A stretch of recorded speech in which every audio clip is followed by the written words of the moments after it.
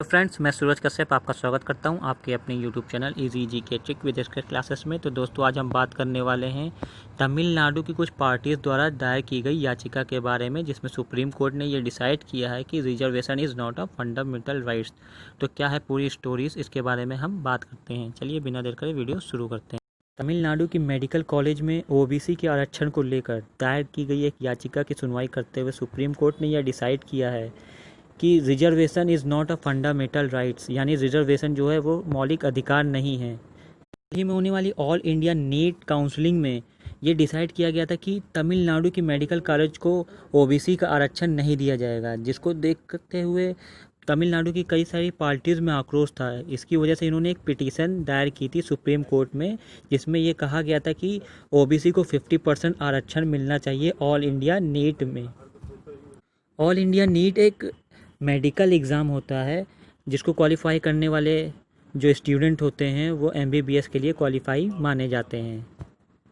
तमिलनाडु की सरकार का ये कहना था कि ओबीसी को आरक्षण ना मिलना कहीं ना कहीं हमारे फंडामेंटल राइट्स का हनन है, क्योंकि हमारे संविधान के आर्टिकल 15 के सब क्लॉज 4 में ये ओबीसी के आरक्षण के बारे में बात कही गई है। लेकिन इसको सीधे तौर पर नकार दिया गया सुप्रीम कोर्ट के द्वारा और ये डिसाइड किया गया क्योंकि ये हमारा फंडामेंटल राइट्स नहीं है, तो ये वायलेशन ऑफ फंडामेंटल राइट्स तो हो ही नहीं सकता। ये आपके स्टेट का मामला है, तो उन्होंने उनको यहाँ से केस खारिज कर दिया है और उनको ये सलाह दी है कि आप मद्रास हाई कोर्ट में अपना केस को एक बार जारी करें, क्योंकि ये स्टेट का मामला है। अब देखते हैं हमारा संविधान हमें किस तरह से आरक्षण प्रदान करता है। तो आपको बता दें कि हम आर्टिकल 12 से लेके आर्टिकल 35 तक में हमारे फंडामेंटल राइट्स आते हैं। तो उस तरह से देखा जाए तो आर्टिकल जो 15 का सब क्लॉज 4 है वो भी हमारा कहीं ना कहीं फंडामेंटल राइट्स ही होता है। लेकिन यहाँ पे ध्यान देने योग्य बात यह है कि आर्टिकल 15 के सब क्लॉज 4 में सोशल एंड एजुकेशनल बैकवर्ड की बात कही गई है, ना कि ओबीसी की बात कही गई है। मतलब ऐसे लोग जो कि जिनका सोशल स्टेटस अच्छा ना हो या एजुकेशनल बैकग्राउंड अच्छा ना हो, केवल उनको ही आरक्षण मिलेगा। और अपने भारतीय संविधान के आर्टिकल 32 में राइट टू कॉन्स्टिट्यूशनल रेमेडीज़ की बात कही गई है। इसमें ये साफ साफ कहा गया है कि अगर आपके मौलिक अधिकार का हनन होता है तो आप आर्टिकल 32 के द्वारा सीधे ही सुप्रीम कोर्ट जा सकते हैं।